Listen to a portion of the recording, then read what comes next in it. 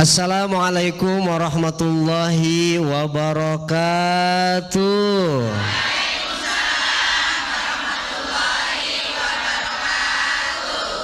Ubur-ubur ikan lele. Ibu-ibu piye kabare? Bu. Alhamdulillahirabbil alamin. Allahumma sholli ala sayyidina Muhammad wa ala ali sayyidina Muhammad, amma ba'd. Ibu yang ada di sini maupun yang ada di rumah, di sana ya. Sama Kang Dudu juga belum kesebut. Oh iya. Kang Dudu sehat? Alhamdulillah. Boleh saya lanjutin? Boleh. Ini lagi ngomongin apa kita tadi? Ubur-ubur. Bukan judulnya. Ubur-ubur lagi istirahat. Judul ceramahnya. Judul ceramahnya kan ubur-ubur lagi istirahat. Apa tuh? Nah, akhirat. Yang abadi itu akhirat, dunia yang hanya abadi sementara. Itu akhirat. Yang abadi itu dunia yang abadi itu sementara. Dunia itu hanya sementara. Akhirat itu yang abadi itu akhirat, dunia itu Jadi gimana atuh Ustadz? Apakah saya hidupnya harus fokus ke akhirat aja? Kan Ustadz bilang yang abadi itu akhirat, dunia itu Wah, ya udah kalau gitu mulai dari sekarang saya fokus ngejar akhirat, saya lupakan dunia. Betul atau tidak? Kata Nabi, laisa khairukum man tarakal akhirah lidunya. Bukan yang terbaik di antara kalian yang meninggalkan akhirat untuk dunia, atau sebaliknya yang meninggalkan dunia untuk akhirat. Jadi yang baik itu kata Nabi bukan yang fokus akhirat ninggalin dunia, atau yang fokus dunia ninggalin. Yang terbaik kata Nabi siapa? Yang terbaik di antara kalian kata Nabi, dunianya diambil, akhiratnya pun i'mal lidunyaka ka'annaka ta'ishu abadan. Silahkan ibu kerja untuk dunia ibu seolah-olah ibu hidup selamanya. Tapi ingat, wa'mal li akhiratika ka'annaka tamutu godan. Tapi beramalah juga untuk akhiratmu seolah-olah ibu mati besok. Ibu kira-kira kalau dikasih tahu sama malaikat Israel, ibu besok mati. Assalamualaikum Ibu Sartika. Misal Lagi nggak ada, lagi di rumah saudara yang jauh. Ya, sekarang Kang Dudu aja. Assalamualaikum Kang Dudu. Waalaikumsalam. Saya malaikat Israel akan memberitahukan besok Kang Dudu nyawanya saya ambil. Kira-kira kalau kita dikasih tahu besok akan diambil nyawa kita, tiap menit, tiap detik saya yakin ibu fokus ibadah. Makanya silahkan beramal untuk dunia seolah hidup selamanya, tapi beramalah juga untuk akhirat seolah kita mati Nah, ngomongin masalah dunia ini kan sementara. Tadi kata Kang Bedu betul, semakin dikejar semakin seperti mengejar bayangan. Bayangan kita makin dikejar makin. Maka jangan kejar bayangannya, kitanya yang balik badan, kejar cahayanya. Kejar siapanya? Kejar Allahnya. Makanya kata Nabi Isa, Allah itu pernah berpesan kepada dunia. Apa yang Allah pesankan kepada dunia? Wahai dunia, kata Allah, man khadamani pakhdumi wa man khadamaki pastakhdumi. Dunia, kata Allah, barang siapa yang berbakti kepadaku, kata Allah, berbaktilah engkau kepadanya. Tapi dunia, barang siapa yang berbakti kepadamu, maka perbudaklah ia, jadikanlah ia budakmu. Jadi kalau kita berbakti ke Allah, dunia ngikutin kita. Tapi kalau kita berbaktinya ke dunia, maka kita yang akan dijadikan budak oleh siang dan malam nyari banting tulang nyari uang. Makanya dulu ada qasidah tuh, saya nggak tahu tuh judul apa, yang mana grupnya. liriknya? Bukan Nasedaria, bukan. Liriknya yang mana liriknya? Di mana-mana di dunia ini hanyalah uang yang dicari. Aku sana sini sibuk sekali, selalu uang yang dicari. Uang, uang.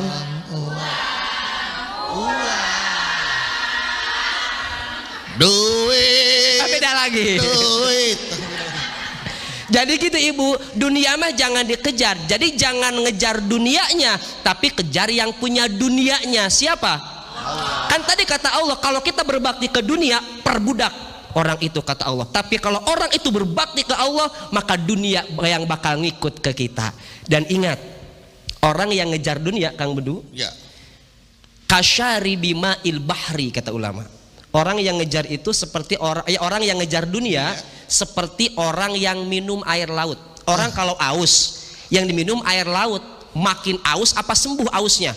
Makin aus. Orang yang ngejar dunia, makin dikejar, makin aus sama dunia. Iya. Kalau sekarang mah nggak apa-apa, 10.000. Udah punya 10.000 lumayan nih, 1 juta. Iya. Udah punya 1 juta, pengen punya 100 juta. Habis 100 juta pengen punya 1 miliar. Jadi jangan kerja dunianya, tapi kejar yang punya dunia. Siapa yang punya dunia? Allah Subhanahu wa Ta'ala. Gitu Kang Bedu. Baik, luar biasa. Tepuk tangan sekali Bu untuk Ustaz Cep. Oke, sekarang Bedu kasih kesempatan siapa jamaah yang bertanya. Warahmatullahi wabarakatuh. Waalaikumsalam warahmatullahi Perkenalkan, nama wabarakatuh. saya Ibu Nur Hasanah dari Majlis Ta'lim Musola Al Hikmah, Kampung Kedaung, Cikarang. Mau tanya, Tat? Boleh, Bu. Saya dan suami saya selalu berbeda pendapat. Ibu berbeda pendapat sama suami. Iya. Sama suami. Masalah selisih dengan pendapat. uang. Masalah uang. Ya. Oh, masalah uang. Kalau uang bukan pendapat, namanya pendapatan Bu. Uang. Jadi pendapatan Lah? di bawah 5 juta itu harus cukup 1 bulan. Kata suami ibu. Iya, sedangkan 1 bulan itu kan ya gimana? 30 hari. 30 hari. Iya, masak aja kan cuman sekedar gitu ya, cuman masak tahu tempe, sayur. 5 juta tahu tempe doang. Ya Allah. 5 juta tahu tempe. Keren banget. Hebat tuh. Ya Bob, ya sampai saya gitu ngebantu suami kerja dah, ibaratnya saya ikhlas gitu ya. Tapi Ibu mau nangis apa mau ketawa ini? Mau nangis. ya sampai suami saya tidak mau menafkahi saya. Gimana itu Pak Ustadz solusinya? Assalamualaikum warahmatullahi wabarakatuh. Waalaikumsalam. Kang Bedu nih gimana? Cik, maafin kalau saya salah Bu ya. Gara-gara mungkin ibunya sedih, Kebawa loh. kebawa emosi ya. Karena masalah beda pendapat. Jadi beda pendapat dengan suami. Jadi Kata si ibunya suami, pokoknya nih uang 5 juta harus cukup sebulan. harus cukup sebulan. Kata ibunya, mana cukup, cuma bisa makan tahu tempe 5 juta sebulan. Yang sedih saya kalau denger kayak gitu Pak Ustaz. Tapi akhirnya suaminya merasa gak mau nafkahin lagi Pak Ustaz. Mau nafkahi? Mau nafkahin. Nggak mau. Lepas. Gak mau karena 5 juta kan gak cukup katanya. Innalillah. Akhirnya bagaimana Pak Ustaz? Jadi gimana Ustaz? Ini kan Baik. mungkin setiap orang punya standar yang berbeda-beda ya. Pasti. Setiap Kebutuhan yang keluarga. berbeda-beda. Mungkin ibu, maaf tadi bisa Bu, Bu Nur Hasanah. Bu Nur Hasanah punya kebutuhan yang banyak. Betul. Jadi mungkin 5 juta bisa dibilang nggak cukup ayah, karena kebutuhan kita banyak. Makanya kalau mau irit ya cuma bisa makan tahu tempe. Suami iritnya kalau nggak cukup, aku lepas kamu, aku lepas tanggung jawab. Ditinggalin lah, nggak beri nafkah lagi. Makanya ibu sedih ya. Ini kayak cerita buruh pabrik demo, tutup pabrik, pasti tutup nangis. Luar biasa Iya, ya ceritanya. silakan, Pak Ustadz. Bu Nur Hasanah, ibu yang pertama sabar dulu ya Bu ya. Biar saya jawab dulu boleh ya Bu ya. Ibu, yang namanya keluarga itu memang harus banyak deep talk. Tahu deep talk? Deep talk tuh kayak ngobrol lebih intim gitu Bu, suami dan istri. Jangan sampai ada miskomunikasi, curhat bareng gitu kan. Jadi jangan sampai istri kita atau suami kita ketika ada masalah itu curhatnya ke orang, apalagi ke media sosial. Makanya suami dan istri itu harus sering-sering ngobrol, sering-sering curhat juga, sering-sering ngobrol, sering-sering. Nah, kejadian Ibu Nur Hasanah, ini ibu ya, bukan teman ibu, Ibu Nur Hasanah, ibu kan? Ibu Nur Hasanah, gaji 5 juta Ustadz, itu kata suami saya cukupin 5 juta ini sebulan. Saya nggak tahu kebutuhan Ibu Nur Hasanah apa saja. 5 juta, ibu tinggal di Cikarang ya Bu ya, belum cukup 5 juta ya Bu ya, belum cukup. Nah, si ibunya demo sama suaminya, Papa, tapi saya yakin sih ibu bicaranya pasti lemah lembut. Papa, uang 5 juta nggak cukup buat sebulan, bayaran anak, arisan mama, listrik, pulsa, kuota, skincare. Ya pantas Bang Emok. Emang di mana-mana ibu-ibu sama. Atau jangan-jangan 5 jutanya 3 juta buat Bang Emok ya. Makanya ini harus sering-sering ngobrol. Setiap keluarga pasti punya kebutuhan yang berbeda. Ini bagaimana caranya Ustadz? Biar kita pendapatnya sama. Tadi harus ngobrol sama suaminya. Jangan ada yang dipendem. Ayah mohon maaf, 5 juta. Ibu jelasin semuanya kebutuhannya apa aja. Ya, dirinciin. Tapi jangan sampai ketika ibu jadi istri, ibu menjadi istri yang kufur nikmat. Gaji suami 5 juta, tapi ibu kufur sama pemberian suami, ibu tidak pernah bersyukur. Lalu bagaimana tuh Ustadz? Alhamdulillah, terima kasih suamiku, 5 juta insya Allah cukup untuk kebutuhan, tapi tidak untuk keinginan. Yang bikin kita nggak cukup apa? Keinginan kita. Kalau kebutuhan kita mah insya Allah, kan keinginan kita banyak. Ingin dilihat kaya sama orang, ingin dilihat banyak emas sama orang, ingin disebut dermawan sama orang, ingin disebut Bu Haji yang dermawan sama. Kalau kita ngeduluin kebutuhan insya Allah cukup. Tapi saran saya harus komunikasi, sampaikan apa adanya, rinciin sama ibu biar tahu apa yang kurang, apa yang lebih. Dan apa saja yang menjadi kebutuhan ya. Betul sekali. Baik. Oke, mudah-mudahan Bu Sarwenda, Hasanah, Ibu Sarwenda, jadi Ibu Hasanah mendapatkan jalan keluar bersama suami dengan tadi kata Ustadz, deep talk, saling terbuka, saling mengutarakan apa yang ada di isi hati masing-masing. Ya pokoknya terbaik buat Ibu Nur Hasanah ya. Dan kemana-mana setelah ini kita akan kembali lagi jamaah. Yang abadi itu akhirat, dunia hanya sementara. Tapi jangan cepat merasa puas untuk tabungan akhirat. Nah ini maksudnya apa nih? Jangan merasa puas untuk tabungan akhirat. Silakan Ustadz Cep. Tapi sebelum wah saya di prank nih. Iya biasa. Saya ada. Bisa udah begini nih. Iya. Tapi duduk lagi. Sebelum Ustadz Cep lanjutkan tausiahnya, seperti biasa ada pertanyaan dari jamaah yang ada di rumah, dari netizen. Sudah ada dari Instagram @singaompong. Singa ompong. Singanya lansia. Ngunyah daging susah.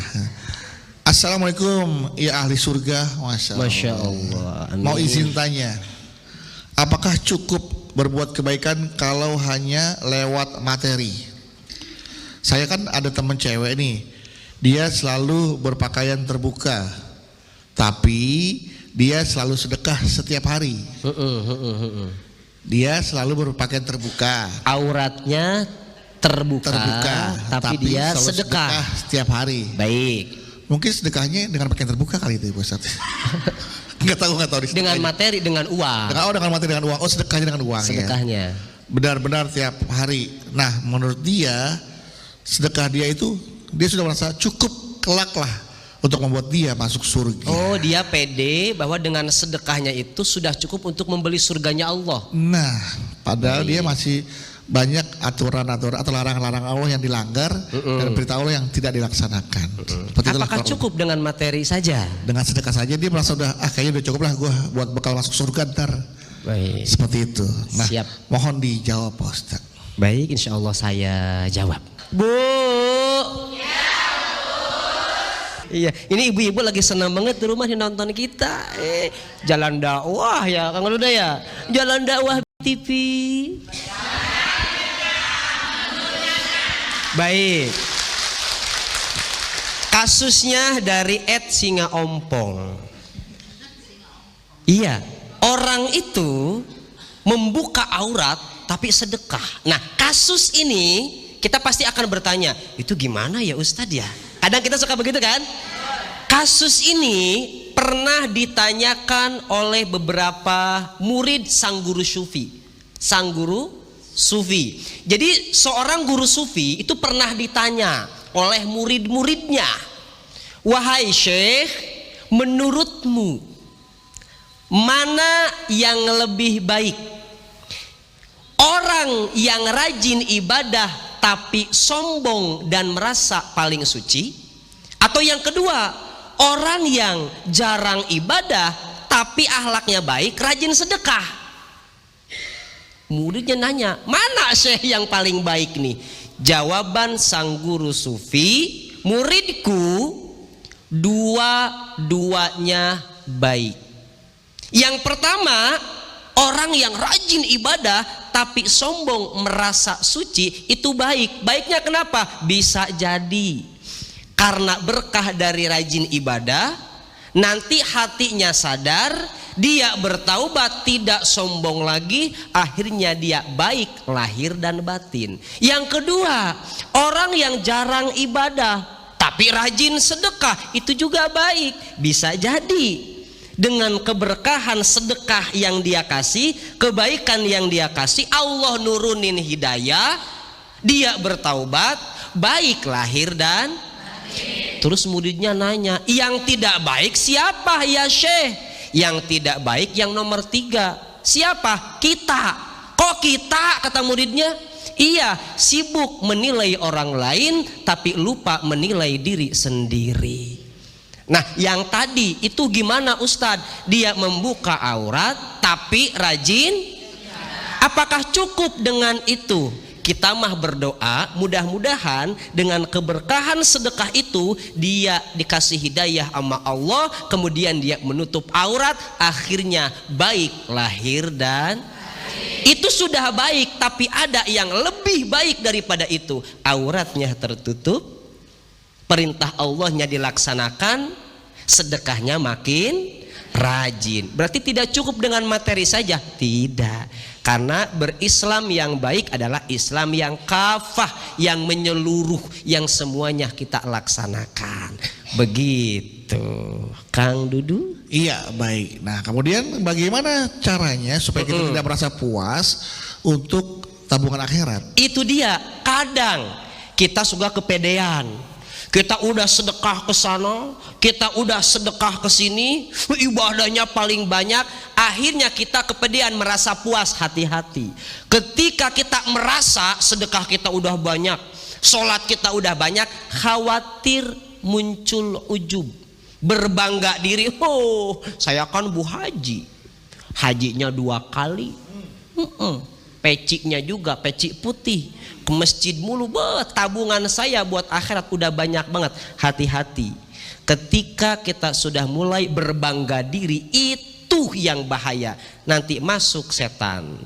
Kata setan, emang Pak Haji mah paling TOP BGT, sedekah 1 miliar, haji 2 kali, umroh tiap tahun, sedekah kemana-mana, muncullah merasa paling baik. Tahu kenapa iblis diusir dari surga, Ibu?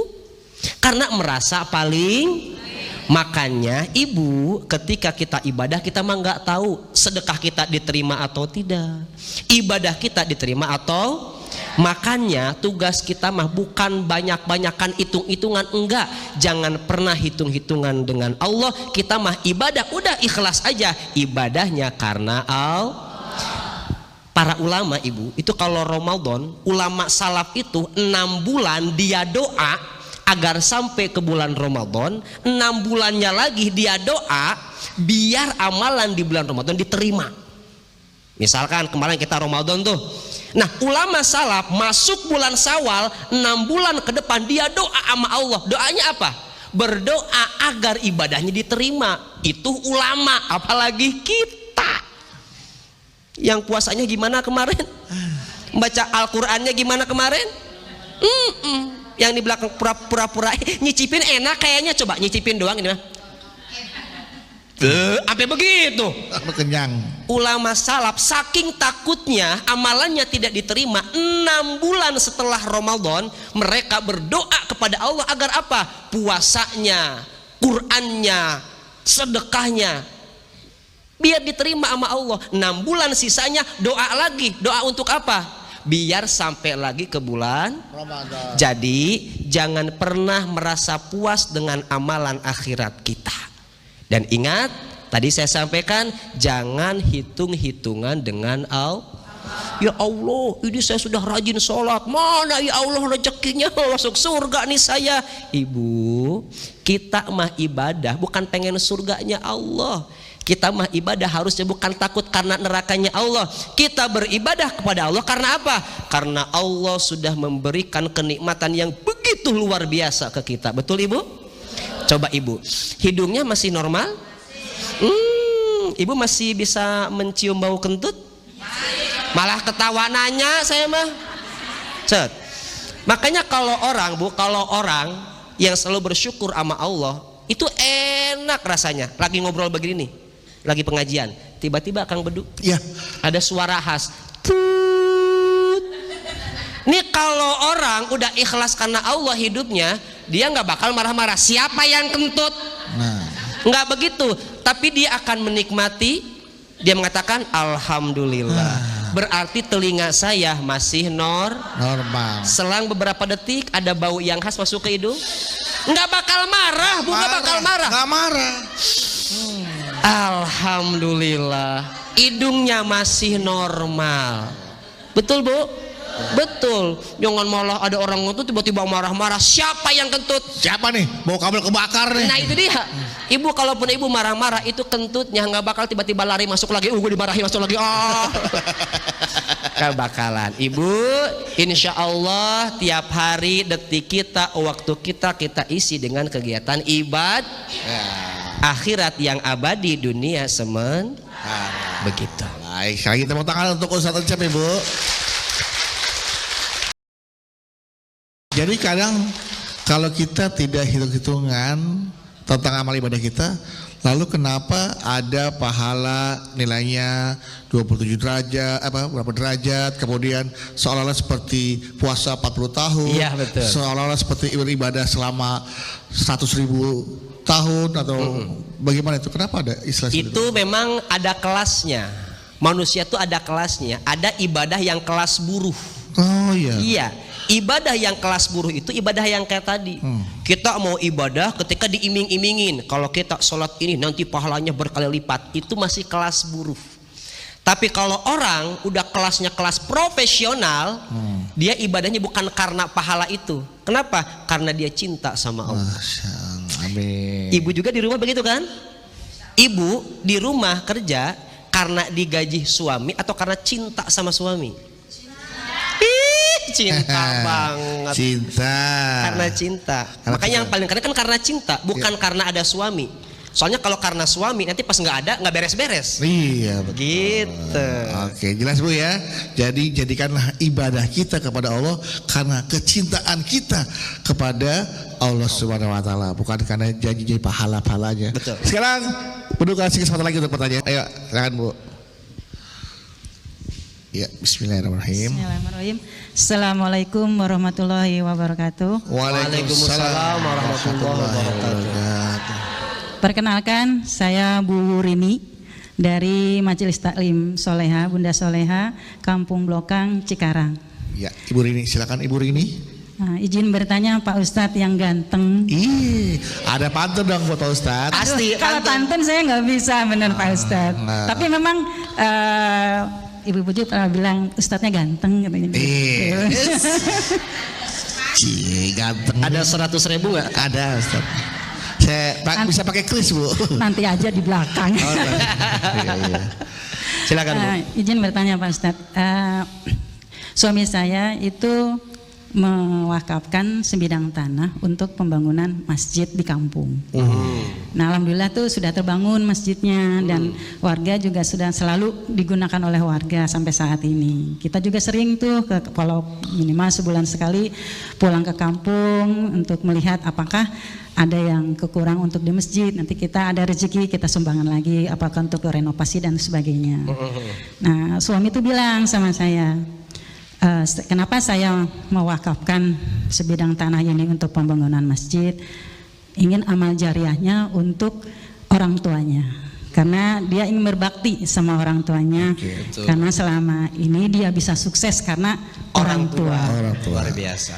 Cuma di sini saya beringat dulu bapak mertua saya pernah menjolimi atau menyakiti hati tetangga yang tidak mampu. Ya, dia itu ke rumah bapak mertua untuk meminjam uang Dulu itu. ya, untuk membeli tas sekolah anaknya, Untuk kebutuhannya lah ya. kebutuhan ya. Tapi sama mertua saya itu dimarah-marahin, dibentak-bentak dan ngomongnya itu kasar ya, maksudnya dengan keras. Menyakiti hati si tetangganya yang betul ya, tetangga saya kan tidak mampu ya, maksudnya kata-katanya tuh kalau orang nggak mampu mah nggak usah macam-macam dah gitu kan, maksudnya gitu. Gaya aja lu, pengen. Iya. Yang ada. Jangan kayak orang pengen begini pengen itu. Udah, yang ada aja lu. Tapi di Jangan situ gaya. bahasanya yang kasar itu kan di situ banyak orang, karena kebetulan depan rumah mertua itu kan warung lagi rame gitu kan, otomatis bapak mertua bicara seperti itu kan orang pada dengar, pasti kan pada nengok ya gitu, ada apa sih rame gitu. Dan pasti menyakiti hati si tetangga itu. Ya, Yang kan pinjam tetap tadi. sakiti. Nah, sakiti. sedangkan kan suami saya itu wakafnya itu kan untuk amal jariah orang tua. Nah, yang saya tanyakan, kalau apakah diterima untuk wakaf itu wakaf tanah untuk pembangunan masjid, Pahalanya sampai tidak. Nah, karena Ada kasus tadi. Karena saya pernah dengar kalau orang yang pernah menjolimi atau menyakiti hati tetangganya sulit untuk masuk surga gitu Pak Ustadz. Itu aja, terima kasih. Assalamualaikum warahmatullahi wabarakatuh. Waalaikumsalam warahmatullahi wabarakatuh. Bagus Ustadz, pertanyaannya silakan langsung jawab Ustadz. Baik, nah ini Ibu luar biasa. Ustadz, ini gimana nih kalau begini kasusnya sampai enggak pahalanya? Nabi itu pernah bertanya kepada para sahabat, wahai sahabatku, kalian tahu enggak siapa orang yang muflis, kata Nabi. Atadruna mal muflis, kata Nabi. Kalian tahu enggak siapa orang yang muflis? Muflis itu orang yang bangkrut. Para sahabat menjawab, yang bangkrut itu ya Rasul yang gak punya tabungan. Yang bangkrut itu yang gak punya uang banyak. Yang bangkrut itu orang yang usaha tiba-tiba gulung tikar, itu bangkrut ya Rasul. Kata Nabi, bukan. Yang bangkrut di sini kata Nabi adalah umatku yang ketika nanti dia di hari kiamat, nanti dia di akhirat datang dengan pahala puasa, datang dengan pahala sedekah, datang dengan pahala zakat, datang dengan pahala-pahala kebaikan, tapi dia juga datang dengan dosa menyakiti orang, dosa nuduh orang, dosa membunuh orang. Lalu gimana kalau begitu ya Nabi? Maka orang yang zalim itu Bu, kebaikan yang dia punya itu akan diberikan kepada orang yang dizoliminya buat bayarnya, kalau tidak minta maaf ketika di dunia. Kebaikan kita banyak tapi kita pernah dosa sama dia, maka kebaikan kita diberikan kepada orang itu. Dosa kita masih banyak, kebaikan kita udah habis, keburukan dia dikasih ke kita, kata Nabi.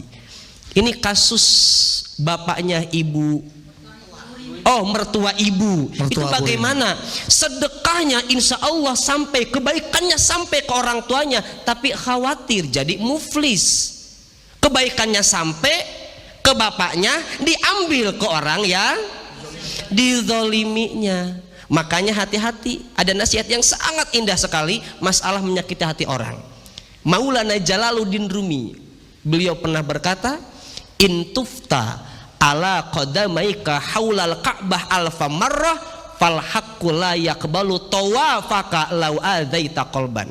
1000 kali engkau tawaf di Ka'bah, Allah tidak akan menerima tawafmu kalau ada hati yang engkau sakiti. Makanya ibu, sebelum ibu meninggal, sudah siap meninggal? Belum. Ya. Kok belum?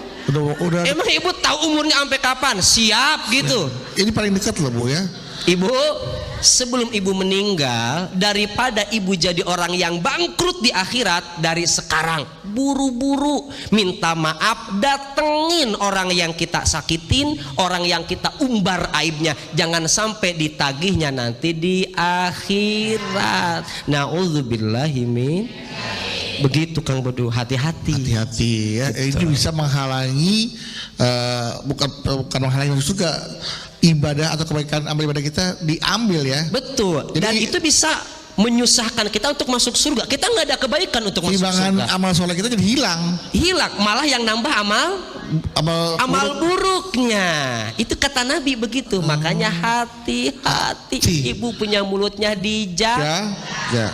Jangan sampai hati-hati, jangan sampai ada hati yang tersakiti. Betul, hati-hati dengan hati yang tersakiti. Betul. Waduh, bahaya tuh ya. Oke, baik, sekali lagi tepuk tangan buat Ibu Rini ya. Baik. Setelah Ibu Rini ada ibu-ibu ya, silakan. Ibu siapa, kita pengen dengar namanya. Silakan Ibu. Bismillahirrahmanirrahim. Assalamualaikum warahmatullahi wabarakatuh. Waalaikumsalam warahmatullahi wabarakatuh. Saya perkenalkan, nama saya Ibu Pika dari Masjid Al-Ikhlas, Kampung Pulo, Kampung Pulo, Warung Pojok, Cikarang. Curhat Pak Ustadz. Silahkan Ibu Vika. Ibu Vika di Warung Pojok. Iya. Di Cikarang. Hook ya, pojok ya, di pojok. Di hook. Ya, saya punya anak 3 Pak Ustadz, perempuan semua. Oh iya. Yang 2 sudah rumah tangga, yang 1 masih bungsu. Berarti Ibu anak 3 perempuan semua. Iya. Yang 2 perempuan, yang 1 perempuan juga. Iya, perempuan Cuma juga. yang 2 udah dibawa suaminya semua. Udah menikah. Udah nggak bareng. Ya, cuma tinggal 1 yang bungsu diam sama saya. Iya. Cuma Pak Ustadz, anak saya emang ibadahnya tekun, tapi dia belum pernah memakai jilbab. Oh. Saya bilang pakai jilbab nak, tapi dia bilang panas katanya. Tapi saya makanya takut Pak Ustadz, saya sudah tua, karena dia masih tanggung jawab saya. Kalau nanti saya menutup mata, bagaimana Pak Ustadz? Saya belum ikhlas, anak saya belum memakai jilbab. Kalau saya kerasin, apakah saya dosa Pak Ustadz? Cuma itu Pak Ustadz. Assalamualaikum warahmatullahi wabarakatuh.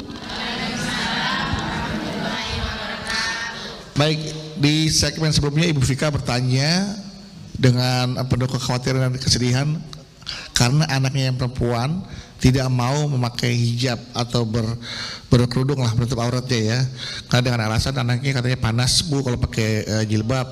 Nah, akhirnya Ibu Vika jadi pusing. Karena pusing. Ini tanggung jawab saya, masih jadi tanggung jawab saya karena saya orang tuanya nih, khawatir karena belum dibawa sama suami. Karena kalau kakaknya yang kedua kan udah menikah. Yang ketiga dia belum menikah, masih tanggung jawabnya Ibu Vika. Nah, Ibu Vika bingung bagaimana supaya anaknya ini mau menerima saran Ibu Vika dan mau berhijab seperti itu. Sekali. Terima kasih Kang Bedu. Ibu Vika yang mana Ibu Vika? Ini Ibu Vika. Enggak pusing kan? Enggak. Itu mah Kang Bedu doang ya. Tenang, Ibu Vika tenang.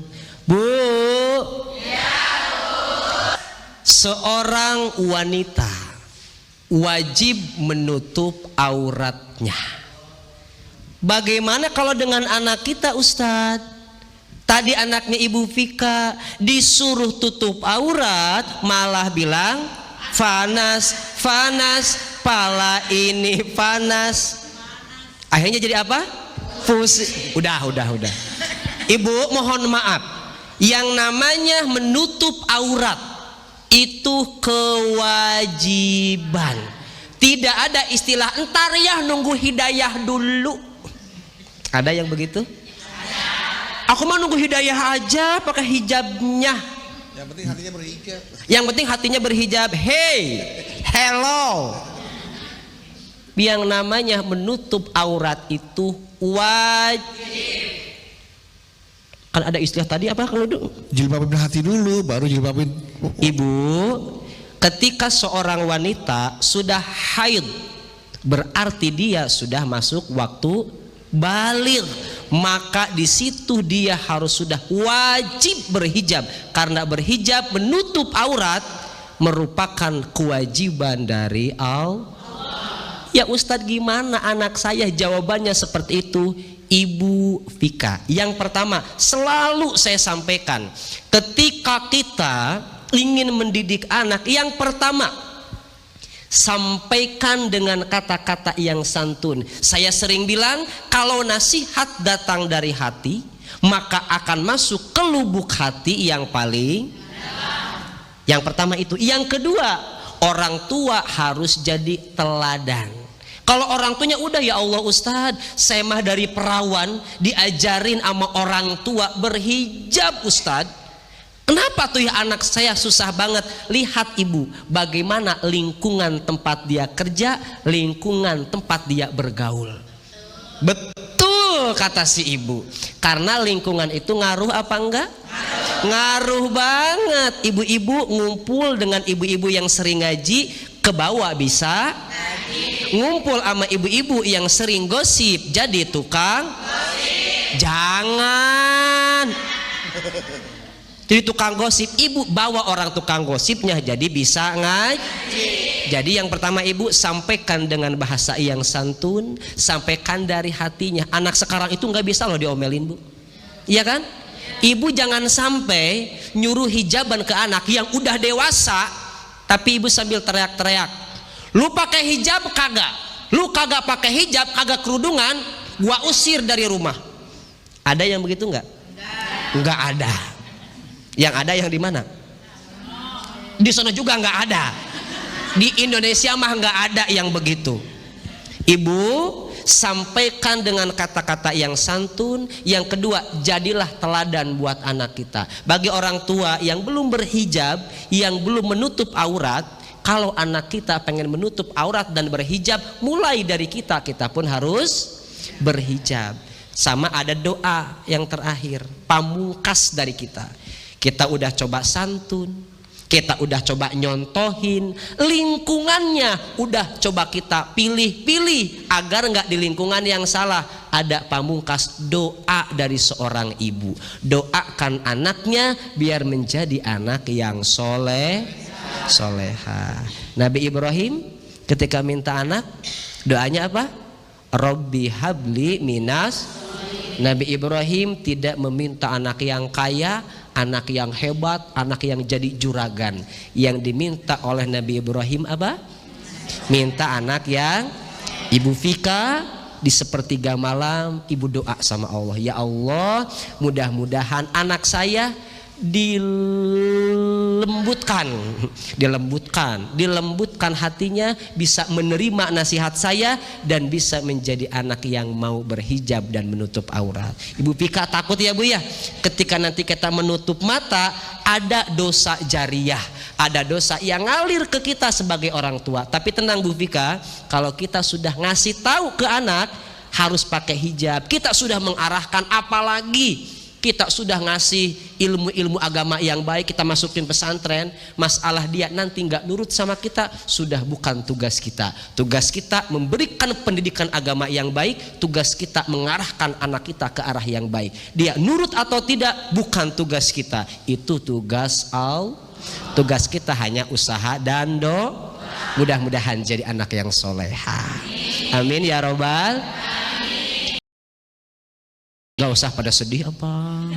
Pada sedih ibu-ibunya Kang Budu. Sedih, mungkin juga ada anak-anaknya yang sulit dibilangin mungkin pasti Pak Ustadz ya. Enggak, kita doa punya jurus pamungkas. Nah, ada doanya. doa kita. Nanti doanya sekarang. Saya ngikut Kang Budu aja. Oh iya, nanti kita doa bareng-bareng Bu ya. Baik. Sebelum kita mendengarkan doa dari Ustadz Encep, yaitu tadi apa yang disampaikan oleh Ustadz Encep tentang yang abadi hanyalah akhirat, dunia hanya sementara. Jadi jangan terlalu mengejar dunia, jangan sampai kita diperbudak oleh dunia. Karena Allah pernah bertanya kepada dunia, berpesan kepada dunia, barang siapa yang berbakti kepadaku, dunia, berbakti padaku, pada Allah, berbaktilah engkau kepadanya, hambanya aku ya, padanya. Tapi barang siapa yang berbakti kepadamu dunia, jadikanlah dia budakmu. Jangan sampai kita jadikan budak dunia, Bu. Karena sampai bahkan di tempat kerja aja ada istilah, jangan sampai lo jadi budak korporat. Budak korporat itu budak kerjaan gitu kan. Nah, kerjanya keras boleh, tapi jangan lupa kerja keras, work hard, juga pray hard. Betul sekali. Kerjanya juga keras, berdoanya, beribadahnya lebih keras lagi. Ya, untuk mengimbangi semua yang ada di dunia dan akhirat, supaya mendapatkan kebahagiaan dunia dan akhirat. Baik, langsung saja Ustaz, kita berdoa sebelum kita akhiri tausiah hari ini. Semoga apa yang Ustaz sampaikan bisa kita terapkan dalam kehidupan sehari-hari. Doa-doa, keinginan yang kita hajatkan dikabulkan oleh Allah Subhanahu wa taala. Amin amin ya rabbal alamin. Silakan Ustaz. Al-Fatihah. A'udzu billahi minasyaitonir rajim. Bismillahirrahmanirrahim. Alhamdulillahirabbil alamin arrahmanir rahim maliki yaumiddin. Iyyaka na'budu wa iyyaka nasta'in. Ihdinas siratal mustaqim. Siratal ladzina an'amta 'alaihim ghairil maghdubi 'alaihim waladdallin. Bismillahirrahmanirrahim. Alhamdulillahirabbil alamin. Hamdan yuwafi ni'amahu wa yukafi mazidah. Ya Rabbana lakal hamdu kama yanbaghi li jalali wajhikal karimi wa 'azimi sultani.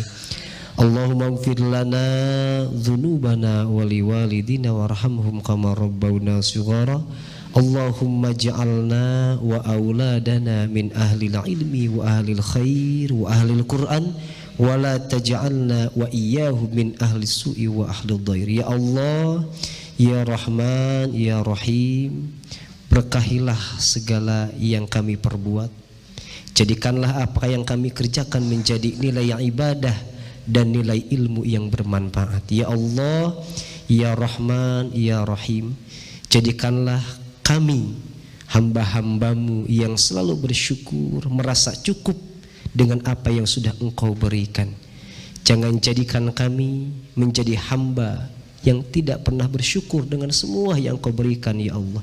Ya Allah, ya Rahman, ya Rahim, jadikanlah anak-anak kami anak-anak yang qurrata a'yun, anak-anak yang berbakti kepada kedua orang tua, anak-anak yang taat kepada Allah dan Rasulnya, dan anak-anak yang bermanfaat untuk sesama. Ya Allah yang Maha Pengampun dan yang Maha mengampuni segala dosa-dosa kami, ampunilah ya Allah dosa-dosa kami, dosa orang tua kami, dosa anak-anak kami, dosa saudara-saudara kami, dosa para pendahulu kami, dosa para pemimpin kami, ya Allah, dan tempatkanlah kami dalam lindungan rahmat-Mu. Rabbana atina fid dunya hasanah wa fil akhirati hasanah wa qina adzabannar.